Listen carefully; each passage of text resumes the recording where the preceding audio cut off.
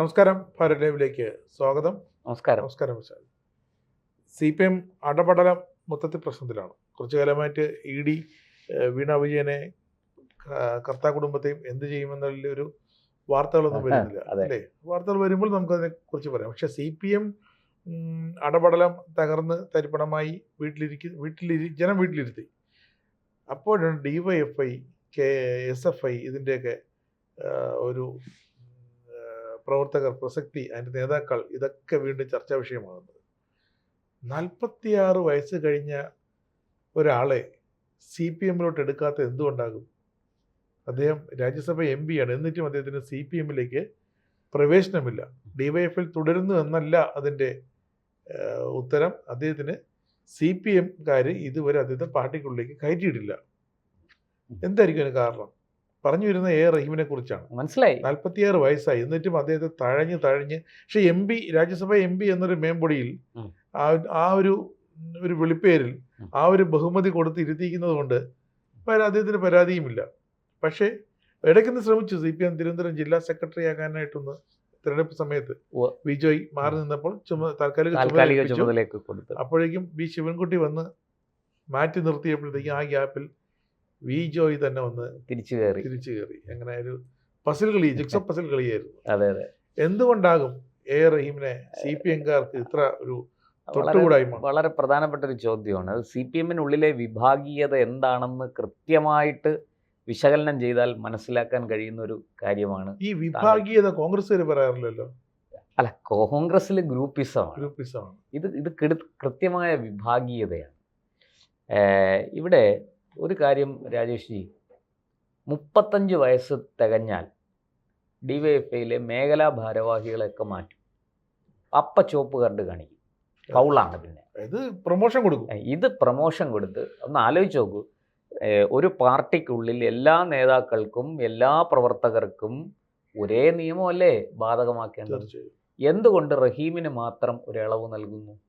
ഇപ്പോൾ പിണറായി വിജയന് മത്സരിക്കാൻ ഇളവ് നൽകി. നമുക്ക് മനസ്സിലാക്കാം, മുതിർന്ന നേതാവാണ്, മുഖ്യമന്ത്രിയായിരുന്നു, നേരത്തെ പാർട്ടി സെക്രട്ടറി ആയിരുന്നു, പോളിറ്റ് ബ്യൂറോ അംഗമാണ്. ഒരുപാട് വിശേഷണങ്ങൾ അദ്ദേഹത്തിന് ചാർത്തി കൊടുക്കാനുണ്ട്. മാത്രമല്ല, വീണ്ടും തുടർഭരണം പിണറായി വിജയൻ്റെ നേതൃത്വത്തിൽ തെരഞ്ഞെടുപ്പിനെ നേരിട്ടാൽ മാത്രമേ തുടർഭരണം കിട്ടുള്ളൂ എന്ന ഒരു ആഖ്യാനവും ഉണ്ടായിരുന്നു. ഇരിക്കട്ടെ, എന്തായാലും തുടർഭരണം കിട്ടിയല്ലോ. അതെ, ക്യാപ്റ്റന് സന്തോഷിക്കാം. ഇത്തവണ ആരും വിളിച്ചില്ല. ക്യാപ്റ്റൻ, കാരണഭൂതൻ, ഇരട്ടച്ചങ്കൻ, സൂര്യൻ തുടങ്ങിയ ഒരുപാട് വിശേഷണങ്ങൾ അദ്ദേഹത്തിന് ചാർത്തി കൊടുത്തിരുന്നു. ഒന്ന് ആലോചിച്ച് നോക്കണം, കേരളത്തിൽ ഏതെങ്കിലും ഒരു രാഷ്ട്രീയ നേതാവിന്റെ പേരിൽ ഒരു തിരുവാതിരപ്പാട്ട് ഉണ്ടായിട്ടുണ്ടോ? കൈകൊട്ടിക്കളിക്ക് ഒരു പാട്ടുണ്ടായിട്ടുണ്ടോ? ഇല്ല. പക്ഷെ അത് പിണറായി വിജയന്റെ പേരിൽ ഉണ്ടായിട്ടുണ്ട്. PJ രാജന് പാടില്ല. കതിരൂരിലെ ചുവന്ന സൂര്യൻ എന്നൊക്കെ പറഞ്ഞ പിണറായി അപ്പൊ വെട്ടും. അത് സ്തുതിഗീതമായി പോയി. ഇവിടെ ഈ 35 വയസ്സ് കഴിഞ്ഞ ആൾക്കാരെ DYFI-യുടെ ചുമതലകളിൽ നിന്ന് മാറ്റുന്നു. പക്ഷെ റഹീമിന് ഇളവ് കൊടുക്കുന്നില്ല. ഇത് കോട്ടയത്ത് DYFI-യുടെ ജില്ലാ സമ്മേളനത്തിലാണ് പൊട്ടിത്തെറി ഉണ്ടായത്. അത് പൊട്ടിത്തെറി അവിടെ അങ്ങ് നിന്നില്ല, അതങ്ങ് കണ്ണൂർ വരെ പടർന്നു. റഹീമിനെ CPM-ലേക്ക് മാറ്റാത്തതിലല്ല പൊട്ടിത്തെറി, റഹീം DYFI-യിൽ തുടരുന്നതിൽ ആണ് പൊട്ടിത്തെറി. കാരണം അവർ പറയുന്നത് ന്യായമുണ്ട്. ഈ ജില്ലാ സമ്മേളനത്തിൽ വരുന്ന മേഖലാ ഭാരവാഹികളെല്ലാം 35 വയസ്സാകുമ്പോൾ കട്ട് അപ്പൊ മാറ്റുകയാണ്, പുറത്താക്കുകയാണ്. പിന്നെ DYFI-ക്ക് അവർക്ക് സ്ഥാനമില്ല. സ്ഥാനം ഉണ്ടെങ്കിലല്ലേ അഭിപ്രായം പറയാൻ പറ്റുള്ളൂ. ഒരു കസേര കിട്ടണ്ടേ അവിടെ ഇരിക്കാൻ? കോട്ടയം അങ്ങനെയൊക്കെ കേട്ടു. പക്ഷെ അത് ആരാണെന്ന് വ്യക്തമല്ല. എന്ത് മോശം? പണ്ട് VS-ന് ക്യാപിറ്റൽ പണിഷ്മെന്റ് കൊടുക്കണമെന്ന് ഒരു DYFI നേതാവിനെ കൊണ്ട് പിണറായി പറയിച്ചതല്ലേ. അപ്പൊ ഇപ്പൊ തിരിച്ചു കിട്ടും. അതൊക്കെ കൊടുത്താൽ കൊല്ലത്ത് മാത്രമല്ല കോട്ടയത്തും കണ്ണൂരും ഒക്കെ കിട്ടും. അതാണ് സംഭവിച്ചുകൊണ്ടിരിക്കുന്നത്. അതുകൊണ്ട് അത്ഭുതപ്പെടാനൊന്നുമില്ല. നമ്മളതിൽ പ്രത്യേകിച്ച് അതിനെക്കുറിച്ചൊരു വിശകലനത്തിൻ്റെ ആവശ്യമില്ല. ഈ പറഞ്ഞതുപോലെ പണ്ട് VS-ന് ക്യാപിറ്റൽ പണിഷ്മെന്റ് കൊടുക്കണമെന്ന് DYFI നേതാവിനെ കൊണ്ട് പറയിച്ച ഒന്ന് ആലോചിച്ച് നോക്കൂ. നമ്മുടെ ചിന്താ ജെറോമൊക്കെ എന്താ പറഞ്ഞ VS-ന്? ഈ VS CPIM-ൽ പ്രവർത്തിക്കുന്ന കാലത്ത്, അതായത് അവിഭക്ത CPI-യിൽ, അവിഭക്ത കമ്മ്യൂണിസ്റ്റ് പാർട്ടിയിൽ ഉണ്ടായിരുന്ന ആളാണ് VS. അവിടെ അന്നത്ര 36 പേരോ 39 പേരോ ആയിട്ട് പിന്നെ യോഗം ബഹിഷ്കരിച്ച് ഇറങ്ങി വന്ന ആൾക്കാരിൽ ഒരാൾ VS ആണ്. ആ VS കൂടെ ചേർന്ന് സ്ഥാപിച്ചതാണ് CPI-M. EMS അന്നും നിലപാടൊന്നും ഇല്ലാതെ മാറി നിൽക്കായിരുന്നു. എവിടെയാണ് ശക്തി കൂടുതലെന്ന് അറിഞ്ഞിട്ട് തീരുമാനിക്കാമെന്ന് പറഞ്ഞു. ആ ചിന്തയാണ് യുവജനക്ഷേമ ബോർഡ് ചെയർമാൻ അല്ലേ? അതെ, ആ ചിന്ത എവിടെ എത്തി? അപ്പോൾ VS-നെയൊക്കെ ചിന്തയുടെ അച്ഛൻ അന്ന് ജനിച്ചിട്ടില്ലല്ലോ. ചിന്തയുടെ അപ്പൂപ്പൻ ചിന്തയുടെ അച്ഛനെ കുറിച്ച് അന്ന് ചിന്തിച്ചിട്ടുണ്ടോ ആ കാലത്ത്? VS പ്രവർത്തിക്കാൻ പാർട്ടിയിൽ വരുന്ന കാലത്ത്. അപ്പോൾ ആ VS-നെ ഇത്രയും ക്യാപിറ്റൽ പണിഷ്മെൻറ്റ് എന്തൊക്കെ പറഞ്ഞാണ് വീട്ടിലിരുത്തണം, മൂലയ്ക്കിരുത്തണം എന്നൊക്കെ പറഞ്ഞ് ആക്ഷേപിച്ച ആരെ കൊണ്ടൊക്കെ ആക്ഷേപിക്കാൻ കഴിയുമോ അവരെ കൊണ്ടെല്ലാം ആക്ഷേപിപ്പിച്ച ആ നേതാവിന് ഇന്ന് തിരിച്ചിതൊക്കെ കിട്ടും. അത് സ്വാഭാവികമാണ്. ഇത് പ്രകൃതിയുടെ നിയമമാണ്. കർമ്മഫലം അനുഭവിച്ചേ പറ്റുള്ളൂ. അതിൽ നിന്ന് രക്ഷപ്പെടാൻ ആർക്കും പറ്റില്ല. ഇരിക്കട്ടെ. അപ്പോൾ ഇവിടെ കോട്ടയത്ത് DYFI ജില്ലാ സമ്മേളനത്തിൽ നമ്മൾ കരുതുന്ന പോലെയൊന്നുമല്ല, വലിയ പൊട്ടിത്തെറിയാണ് നടന്നത്. മാത്രമല്ല അവിടെ മറ്റൊരു പ്രധാനപ്പെട്ട കാര്യം പറഞ്ഞു. റഹീമിൻ്റെ കാര്യം അവിടെ നിൽക്കട്ടെ, അതിനേക്കാൾ പ്രധാനപ്പെട്ടൊരു കാര്യം പറഞ്ഞു. തോൽവിക്ക് ഉത്തരവാദി രാജേഷ് ഇപ്പോൾ പറഞ്ഞ പോലെ കടൽക്കിഴവൻ പിണറായി വിജയനെയും MV ഗോവിന്ദനെയും ഒരേ നുഖത്തിൽ കെട്ടിയാണ് പറഞ്ഞത്. കൂടെ ഒരാളും കൂടെ ഉണ്ട് കേട്ടോ, KK രാഗേഷ്. അതായത് കണ്ണൂരിൽ ഈ നമ്മുടെ കുഞ്ഞികൃഷ്ണൻ്റെയും ഗോവിന്ദൻ്റെയും പ്രശ്നം കൈകാര്യം ചെയ്തതിൽ രാഗേഷ് കാണിച്ച അശ്രദ്ധയും എടുത്തുചാട്ടവും ഒക്കെയാണ് പക്വതയില്ലാത്ത പെരുമാറ്റം. അതാണ് അവർ വിശേഷിപ്പിക്കുന്നത്. ആ പക്വതയില്ലാത്ത പെരുമാറ്റമാണ് പാർട്ടിയെ വലിയ പ്രതിരോധത്തിലാക്കിയത്. കാരണം ഈ രണ്ട് പേര് ഒരാൾ പാർട്ടിയിലെ സാമ്പത്തിക അഴിമതി ചൂണ്ടിക്കാണിച്ച് പുറത്തു പോയി പാർട്ടിക്കെതിരെ മത്സരിച്ചു. മറ്റൊരാൾ പാർട്ടിയിലെ സ്വജനപക്ഷപാതം ചൂണ്ടിക്കാണിച്ച് പാർട്ടിക്കെതിരെ മത്സരിച്ചു. രണ്ടുപേരും ജയിച്ചു. അപ്പോൾ പാർട്ടിക്കാർ തന്നെ പാർട്ടിക്കെതിരെ ഇല്ലാതെ അവിടെ വോട്ട് ജയിക്കില്ല. അവിടെ പാർട്ടി വോട്ട് തന്നെയാണ് രണ്ടുപേർക്കും. അപ്പോൾ പാർട്ടിക്കുള്ളിൽ എന്തുമാത്രം അസംതൃപ്തിയുണ്ട്. ഇതാണ് കോട്ടയത്തെ DYFIക്കാർ ഈ ജൻസികൾ ചൂണ്ടിക്കാണിക്കുന്നത്. അപ്പോൾ സത്യം പറഞ്ഞാൽ CPM-നുള്ളിൽ ഒരു ജൻസി കലാപം ഉണ്ടായിരിക്കുകയാണ്. നിലനിൽപ്പില്ല. അല്ല, തീർച്ചയായിട്ടും. ഞാൻ ഒരു കാര്യം ചോദിക്കട്ടെ രാജേഷ് ജി, ചെറുപ്പക്കാരെല്ലാം സോഷ്യൽ മീഡിയ ഉപയോഗിക്കുന്നവരല്ലേ? അവരിതെല്ലാം കണ്ടുകൊണ്ടിരിക്കുന്നില്ലേ? എതിർ രാഷ്ട്രീയ പാർട്ടിക്കാർ, CPM-ൻ്റെ വിമർശകർ, രാഷ്ട്രീയ നിരീക്ഷകർ, മാധ്യമങ്ങളൊക്കെ ചൂണ്ടിക്കാണിക്കുന്ന കാര്യം ഇവരൊക്കെ കണ്ടുകൊണ്ടിരിക്കുകയല്ലേ? ഇവർക്ക് ചിന്താശേഷി നഷ്ടപ്പെട്ടു എന്നാണോ പിണറായി വിജയനും ഗോവിന്ദനും കരുതുന്നത്? കോട്ടയത്ത് അവർ പ്രതീക്ഷിച്ചില്ല KC ജോസഫ് വിഭാഗം ഇത്ര കടന്നു കയറുമെന്ന്. ജോസ് കെ മാണി തോൽക്കുമെന്ന് കരുതിയില്ല. VN വാസവൻ തോൽക്കുമെന്ന് കരുതിയില്ല. അല്ല, അത് തകർച്ചയല്ലേ? അത് ഞാൻ ഈ തെക്കൻ ജില്ലകളിലെ CPM-ൻ്റെ ഭാവി എന്താണെന്നുള്ളത് നമ്മൾ തിരഞ്ഞെടുപ്പിന് മുമ്പ് പലപ്പോഴും വളരെ ആഴത്തിൽ ചിന്തിക്കുകയും പലരോടും സംസാരിക്കുകയും പല വീഡിയോകളും അതിനെ സംബന്ധിച്ച് ചെയ്യുകയും ചെയ്തിരുന്നു. അപ്പോഴെല്ലാം എല്ലാവരുടെയും ഒരു പ്രതീക്ഷ, മലബാറിൽ CPM-ന് കനത്ത തിരിച്ചടി കിട്ടും, അതിനെ അതിജീവിക്കാൻ കണ്ണൂരിന് മാത്രമേ കഴിയുള്ളൂ, കണ്ണൂർ ഒരുവിധം പിടിച്ചു നിൽക്കും, പക്ഷെ തെക്കൻ ജില്ലകൾ CPM-നെ അങ്ങനെ കൈവിടില്ല എന്നായിരുന്നു. പക്ഷെ ഏറ്റവും കൂടുതൽ കൈവിട്ടത് തെക്കൻ ജില്ലകളാണ്. അല്ല, അതിൻ്റെ കാരണം എന്താണെന്നറിയാം? ഈ അമിത ആത്മവിശ്വാസം ഈ പാർട്ടി അടിയൊഴുക്ക് തിരിച്ചറിഞ്ഞില്ല. എവിടെയാ പിഴച്ചത്? ശബരിമല സ്വർണ്ണക്കൊള്ള എന്ന ആ ഒരു സംഭവം CPM-നെ അടിമുടി പിടിച്ചൊലച്ചു. CPM-ൻ്റെ കോട്ടകുത്തളങ്ങളെ അടിച്ച് പൊട്ടിച്ച് നിലം പരിശാക്കി. CPM കെട്ടിപ്പൊക്കിയ എല്ലാ നരേറ്റീവുകളെയും എല്ലാ ആഖ്യാനങ്ങളെയും തകർത്തെറിയുന്ന ഒരു കൊടുങ്കാറ്റായിരുന്നു ശബരിമല സ്വർണ്ണക്കൊള്ള. വോട്ടർമാരിൽ ഭൂരിഭാഗവും ഹൈന്ദവ വിശ്വാസികളാണ്, അയ്യപ്പ ഭക്തരും കൂടിയാണ്. ഇടയ്ക്ക് മറന്നുപോയി. അതവർ മറന്നുപോയി. പിന്നെ സ്ത്രീകൾ എണ്ണം പറഞ്ഞ് ഇത്തവണ വോട്ട് ചെയ്യായിരുന്നു തെക്കൻ ജില്ലകളിൽ. നോക്കൂ, കൃത്യമായിട്ട് നമുക്ക് മനസ്സിലാകാം. ബൂത്തുകളിലെല്ലാം സ്ത്രീകളുടെ നീണ്ട നിരയുണ്ടായിരുന്നു, ക്യൂ. നമ്മൾ ഈ തെരഞ്ഞെടുപ്പ് കഴിഞ്ഞപ്പോൾ, വോട്ടെടുപ്പ് കഴിഞ്ഞപ്പോൾ ഞാനൊക്കെ വിശകലനങ്ങളിൽ പറഞ്ഞത് ഈ അടുക്കള ബജറ്റ് തെറ്റി, അടുക്കള ബജറ്റ് വിലക്കയറ്റം, അടുക്കള ബജറ്റ് വച്ചിട്ടാണ് നമ്മൾ ചർച്ച ചെയ്തത്. പക്ഷെ തെരഞ്ഞെടുപ്പ് അപ്പോൾ തന്നെ CPM-ന് ഒരു സെറ്റ് ബാക്ക് ഉണ്ട് എന്നൊരു തോന്നൽ വന്നിരുന്നു. വോട്ടെണ്ണി ഫലം പുറത്തു വന്നപ്പോഴാണ് നമ്മൾ ഞെട്ടിപ്പോകുന്ന ഒരു റിസൾട്ട്. 102 സീറ്റ് 105 സീറ്റിലേക്ക് CPM വിരുദ്ധരെ ജയിപ്പിക്കുക. 102 UDF-ലും 3 BJP. അപ്പം അതിൻ്റെ കാരണം നമ്മൾ തേടി പോകുമ്പോഴാണ് ഈ സ്ത്രീ വോട്ടർമാരുടെ ശക്തമായ പ്രതിഷേധം പാർട്ടിക്ക് നേരിടേണ്ടി വന്നു. അതിൻ്റെ കാരണം ശബരിമല സ്വർണ്ണക്കൊള്ളയാണ്. തിരുവാതിര കളിച്ചവർ വരെ തിരിഞ്ഞു കുത്തി പാർട്ടിക്ക്, പിണറായി വിജയന് എന്നുള്ളതാണ്. ഇവിടെ ഈ ജൻസി കലാപം ചൂണ്ടിക്കാണിക്കുന്ന പ്രധാനപ്പെട്ട 2-3 കാര്യങ്ങൾ വളരെ പ്രസക്തമാണ്. അതിലൊന്ന് ഈ റഹീമിൻ്റെ കാര്യം. 46 വയസ്സായ റഹീമിനെ എന്തിന് DYFI ചുമക്കുന്നു?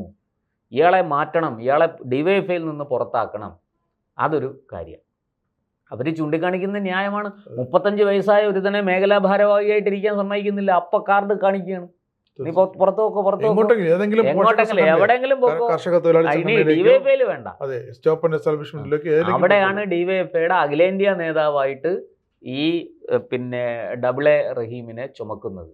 നേരെ ചൊവ്വേ പാർലമെന്റിൽ പോയി സംസാരിക്കാൻ പോലും അറിഞ്ഞൂടാ, ഇംഗ്ലീഷ് പറയാൻ അറിയത്തില്ല. എന്തൊക്കെയാണ് അറ്റൻഡൻസ്? അതെ, അത് നിർബന്ധമാണ്. കാരണം ഇത് കിട്ടാനുള്ളതാണല്ലോ, കാശ് കിട്ടാനുള്ളതാണ്. പിന്നെ പെൻഷനും ഇത് കാലാവധി കഴിയുമ്പോൾ സംസാരിച്ചില്ലെങ്കിൽ ആര് ചോദിക്കും?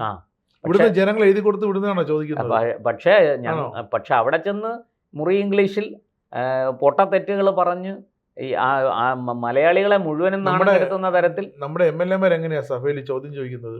അവര് എഴുതി കൊണ്ടുവന്ന് അത് അവർക്ക് കിട്ടുന്ന നിവേദനങ്ങൾ, അതെ, മണ്ഡലത്തിൽ നിന്നും കിട്ടുന്ന നിവേദനങ്ങൾ, ജീപ്പില്ല, പോലീസ് ജീപ്പില്ല, അതെ, പോലീസ് സ്റ്റേഷൻ ഇല്ല സാർ, വാട്ടർ അതോറിറ്റിക്ക് ഒരു ഓഫീസ് ഇല്ല, കുടിവെള്ളം കിട്ടുന്നില്ല എന്നൊക്കെ പറയുന്നത് MLA ഇങ്ങനെ ഇരുന്ന ഓഫീസിൽ നോക്കിയിട്ടല്ല, അദ്ദേഹത്തിന് കിട്ടുന്ന നിവേദനങ്ങൾ. ഈ നിവേദനങ്ങൾ അദ്ദേഹം നിവേദനമായി സഭയിൽ അവതരിപ്പിക്കുകയാണ്, സ്റ്റാർഡ് ക്വസ്റ്റ്യൻ ആയിട്ടും അൺസ്റ്റാർഡ് ആയിട്ടും.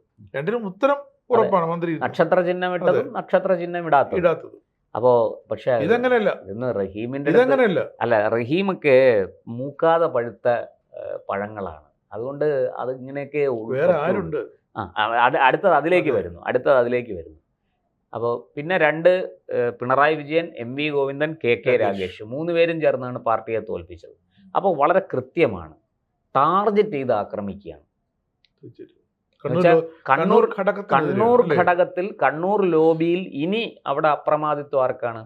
ഒരു പക്ഷേ ഇന്ന് പാർട്ടി സെക്രട്ടറിയേക്കാൾ കുറെ കൂടി ബലവാൻ കണ്ണൂർ ജില്ലാ സെക്രട്ടറിയാണ്. അങ്ങനെ പറയേണ്ടി വരും CPM-നുള്ളിൽ, അല്ലേ? ബാക്കി എല്ലാ ജില്ലകളിലും ഏതാണ്ട് പാർട്ടിക്ക് നല്ല തിരിച്ചടിയാണ് കിട്ടിയത്. കണ്ണൂരും പാർട്ടിക്ക് തിരിച്ചടി കിട്ടി. പക്ഷേ ഈ പറഞ്ഞതുപോലെ കണ്ണൂർ ലോബി എന്ന് പറയുന്നത് പിണറായി വിജയൻ്റെ ഒരു അഭിമാന എന്താ പറയുക ചിഹ്നം പോലെ കൊണ്ട് നടക്കുന്നതാണ്. കണ്ണൂർ ലോബിയെ വെച്ചോണ്ടിരുന്നില്ലെങ്കിൽ പണി കിട്ടുമെന്ന് ഇപ്പോൾ തുറന്നു പറഞ്ഞത് PK ശ്രീമതിയും KK ശൈലജയുമാണ്. അതുകൊണ്ട് വ്യക്തമായിട്ട് പറയുകയും ചെയ്തു.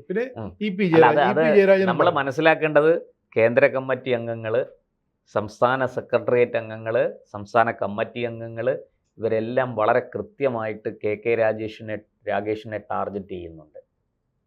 അതാണ് ഞാൻ പറഞ്ഞത്. CPM വിഭാഗീയത എന്ന് ഞാൻ വെറുതെ പറഞ്ഞതല്ല. CPM-ൽ അടിമൂടി കത്തുകയാണ് വിഭാഗീയത.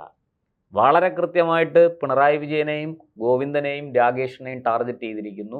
തീർച്ചയായിട്ടും നമുക്ക് ഒരുപാടൊന്നും കാത്തിരിക്കേണ്ട. പിണറായി വിജയൻ പ്രതിപക്ഷ നേതൃസ്ഥാനം ഒഴിയുന്നത് സമീപ ഭാവിയിൽ തന്നെ ഒരു പക്ഷേ കണ്ടേക്കാം.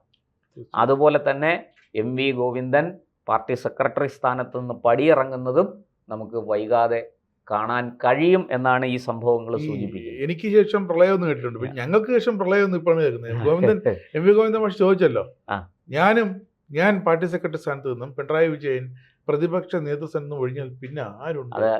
ഇതേ ചോദ്യമാണ്, മറുപടി ഇതേ ചോദ്യമാണ് അവർ DYFIയുടെ ഉന്നത ചുമതലയിൽ നിന്ന് റഹീമിനെ മാറ്റുന്നതിനെ കുറിച്ചും ചോദിക്കുന്നത്. റഹീം ഒഴിഞ്ഞാൽ പിന്നെ ആരുണ്ട്? ഇവിടുത്തെ വിഷയം അതൊന്നും അല്ല രാജേഷ് ജി. ഇവിടുത്തെ വിഷയം പിണറായി ഒഴിഞ്ഞാൽ ആരുണ്ട്, ഗോവിന്ദൻ ഒഴിഞ്ഞാൽ ആരുണ്ട്, റഹീം ഒഴിഞ്ഞാൽ ആരുണ്ട്, രാഗേഷ് ഒഴിഞ്ഞാൽ ആരുണ്ട് എന്നുള്ളതല്ല. ഇവരുടെ ഒരാളെ കൊണ്ടുവരണം. അങ്ങനെ ഒരാളിനെ അവർക്കിപ്പോൾ ഇല്ല. സ്വരാജ് കൂടെ ഇല്ല, രാജീവ് കൂടെ ഇല്ല, ഈ പറയുന്ന ഒരുപാട് ആൾക്കാർ. പിന്നെ ഉള്ളത് എട്ടും പൊട്ടും തിരിയാത്ത നമ്മൾ കേന്ദ്രത്തിലൊരു അമുൽ ബേബി ഉണ്ടല്ലോ, അതുപോലൊരു അമുൽ ബേബി ഇവിടെയുണ്ട്. മരുമകൻ അമുൽ ബേബിയെ കൊണ്ടുവന്നിട്ട് കാര്യമൊന്നുമില്ല. അറിയാം, അത് വെളുക്കാൻ തേച്ചത് പാണ്ടായി മാറി എന്ന് പറയുന്നത് പോലെയാകും. ബാലഗോപാലും ഇപ്പോൾ ഒപ്പമില്ല. നിയമസഭയിലെ ആരും ഒപ്പമില്ല. പിണറായി, MV ഗോവിന്ദൻ, KK രാഗേഷ്, പിന്നെ മരുമകൻ, പിന്നെ റഹീം, ഇങ്ങനെ കുറച്ചു പേരിലേക്ക് പിണറായിയുടെ പഴയ ആ ഒരു പിണറായി ഗ്രൂപ്പ് എന്ന് നമുക്ക് വേണമെങ്കിൽ പറയാം, അതങ്ങ് ചുരുങ്ങിയിരിക്കുന്നു. പവർ പവർ ഗ്രൂപ്പ് അങ്ങ് ചുരുങ്ങിയിരിക്കുന്നു. ബാക്കിയുള്ളവരെല്ലാം തക്കം കിട്ടുമ്പോൾ ആഞ്ഞടിക്കാനിരിക്കുകയാണ്. ഇപ്പോൾ മിണ്ടാതിരിക്കുകയാണ്, ഒന്നും മിണ്ടുന്നില്ല. പക്ഷേ അവസരം കിട്ടുമ്പോൾ ആഞ്ഞടിക്കും. ആ അവസരം സൃഷ്ടിക്കാനുള്ള പരിശ്രമത്തിലാണ് പാർട്ടിയുടെ ദേശീയ ജനറൽ സെക്രട്ടറി സഖാവ് MA ബേബി. തീർച്ചയായിട്ടും പഴയ ഇതെല്ലാം ബേബിയുടെ കളിയാണ്. 10 കൊല്ലം ഇല്ലാതിരുന്നൊക്കെ അതെ, 10-12 കൊല്ലം, 12 കൂടുതൽ. 2014 ലോക്സഭാ തെരഞ്ഞെടുപ്പിന് തുടങ്ങിയതാണല്ലോ ബേബിയെ ഒതുക്കാനുള്ള പരിശ്രമം. അന്ന് മുതൽ മൗനി ബാബയായിട്ട് ഒരു വ്യാഴവട്ടം പാർട്ടി ദേശീയ ജനറൽ സെക്രട്ടറി സ്ഥാനത്ത് എത്തിയിട്ട് പോലും മൗനം പാലിക്കുകയായിരുന്നു. ഒരു തുണിസഞ്ചിയും തൂക്കി ആ തെക്ക് വടക്ക് നടക്കുകയായിരുന്നു. അദ്ദേഹത്തിന് അനുമതി ഉണ്ടായിരുന്നത് അമേരിക്ക ഇറാനിൽ ബോംബിടുമ്പോൾ അല്ലെങ്കിൽ ട്രംപിനെ 4 തെറി പറയുക, അദ്ദേഹം ഇങ്ങനെ വീഴ്ച മോദിയെ 4 തെറി പറയുക. എവിടെയാണ് അന്താരാഷ്ട്ര തലത്തിൽ എവിടെയാണ് യുദ്ധം, ട്രംപ് എവിടെ മിസൈൽ ഇടുന്നു, പിന്നെ പലസ്തീനെ അനുകൂലിക്കുക, ഹമാസിനെ വെള്ളപൂശുക, ഇതൊക്കെയായിരുന്നു ബേബി സഖാവിന്റെ ജോലി. പാർട്ടി ഏൽപ്പിച്ച ജോലി മോദിയെ 10 ചീത്ത വിളിക്കുക. പക്ഷെ അതെല്ലാം ഇപ്പൊ മാറി. ഇപ്പോൾ ബേബി വളരെ കൃത്യമായിട്ട് ജനറൽ സെക്രട്ടറിയുടെ പവർ അതെ, ജനറൽ സെക്രട്ടറിക്ക് എന്തൊക്കെ ചെയ്യാൻ കഴിയും എന്ന് കാണിച്ചു കൊടുക്കും. അതുകൊണ്ട് തന്നെയാണ് DYFI ജില്ലാ സമ്മേളനത്തിൽ പിണറായിക്കെതിരെ ഇത്ര ഉറച്ച ശബ്ദം ഉയരാൻ കാരണം. പിണറായിക്കും മുകളിൽ നിന്ന് പിന്തുണ വരുന്നു. നിങ്ങൾ ധൈര്യമായി പറഞ്ഞോ, ഞാൻ ഒപ്പമുണ്ട്. വളരെ കൃത്യമാണ്.